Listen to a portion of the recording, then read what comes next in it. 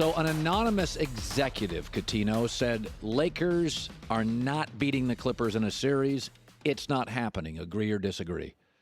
I don't think the Lakers, as much as I love LeBron, AD, Dwight, that whole squad, I don't think the Lakers can beat the Clippers if the Clippers are healthy in a 7-game series. And the reason why I say that is because you got to think about how the game is today, right? You have LeBron, 6'8", 6'9", can do everything. Then you have Dwight Howard, who's amazing. You have Anthony Davis and JaVale McGee, so you have bigs. Yeah. But the game is not so much about the bigs. It's about versatility. So when you have Paul George and Kawhi Leonard and all these different guys. Those are two of the most versatile guys in the league. And Morris, who's a dog and can play. When you have the Philadelphia guy, I love it. When you have those type of guys on one team, like the Golden State Warriors, you can have success because you can switch everything. You can shoot. You can stretch 4s and 5s. It's harder for the defenses of the Dwight Howards and the JaVale McGee's and, not so much Anthony Davis to be able to go out there and guard. So, I mean, that's what I think when it comes to a 7-game series. Clippers have the versatility. They have the versatility. It's a really good point because the NBA really is now a versatility league. It used to be when I was a kid growing up, it was a size league. Yes. Then it was a Michael Jordan league. He kind of broke all the barriers, and now it really is a versatility league. Can you get 4s that can guard 3s, can guard 2s? LeBron can guard everybody outside of a fast point guard now. He can even guard a big. Kawhi Leonard now can guard Giannis. Right. He did last year in the playoffs. So I watched Denver Lakers last night, and Denver's really young and really talented. But when I watched the game, I'm like, because it was a playoff feeling game. In the NBA, we got 27 games, 28 games left regular season. You were in the league for over a decade. Teams start buttoning it up. The games feel like play. You'll pick a game a week and it'll be a playoff game. That was a playoff game last night. And I look at Denver and I'm like, they can't win that game. They can't win that game, and they should. I just don't buy Denver big picture. Do you? No, I don't. And it's not a knock on Denver. There's two things that's blocking Denver. There's one is the mental, right? When Portland came in, they beat them, and Portland shot bad and still beat them last year. That's one, mentally. And two is they have a lot of Robins, no Batman. As great as Joker is really good as Murray is.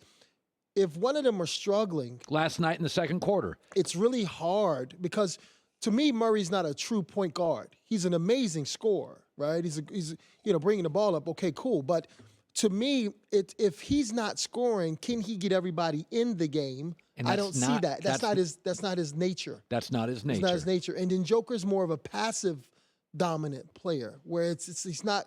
He won't give you 45, 20, and whatever. He will give you 11 assists. He will give you that, but it's more of a European thing, right? It's like Sabonis when he was with Portland back in the day, right? Where he's passing the ball and it looks all great and everything like that. But when I need you to dominate Shaquille O'Neal, right? It's not going to happen. I don't see that. Yeah, Denver's one of those teams that's going to be really good for a long time because they have two really good players and a really good coach, and it looks like their front office knows what they're doing. But you do hit ceilings. I think with Denver, I think you need the Iguodala's of the world. I think you need the Draymond Greens of the world. I think you need that Sean Livingstons of the world where they're point guards, but defensively they can switch everything. So you keep the Murrays, you keep even Harris because I like him defensively, and Joker, and then you build around that, right? Or you keep Millsap, but you build around that type because their IQ's so high.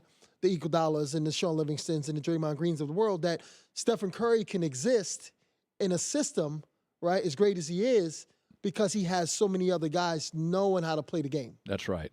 Small ball in Houston, I do not buy it. I haven't bought Houston all year. I don't think they can win a playoff series. I haven't bought Houston all year. I don't buy them. I don't think they can win a playoff series. I think they're an interesting mess. What? I mean, okay, psychologically, my major is psychology communications. It was? You majored in psychology? And communications, yeah. Okay. So for me, I'm thinking this, right? You are who you are, right? You're not going to change anything. My therapist said that. He goes, change is hard. Change is very hard. For people who want to change. Yeah. Most people don't want to. Most people don't want Westbrook is what he is. There you go. And I love Russell Westbrook. But again, we spoke about this last year, did we not? When Paul George was up in the top 3 in MVPs. And it was what? December? I don't know. January when we spoke about this? Yep. And we said, well, give it time. And Westbrook's mentality will kick in, and then he will become that type A personality again. And he did. And he did. And what it does is now, because Paul George defers, right? He kind of deferred. It breaks your rhythm. Basketball is about rhythm. So it breaks your rhythm. So with James having struggles of 1 for 17 in the last, well, actually, in one game, he was 1 for 17 from 3. And then Russell, you never know what you're going to get.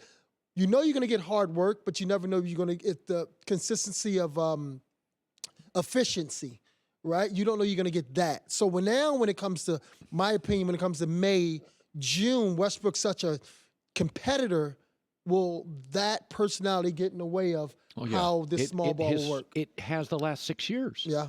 This is who he is. Yeah.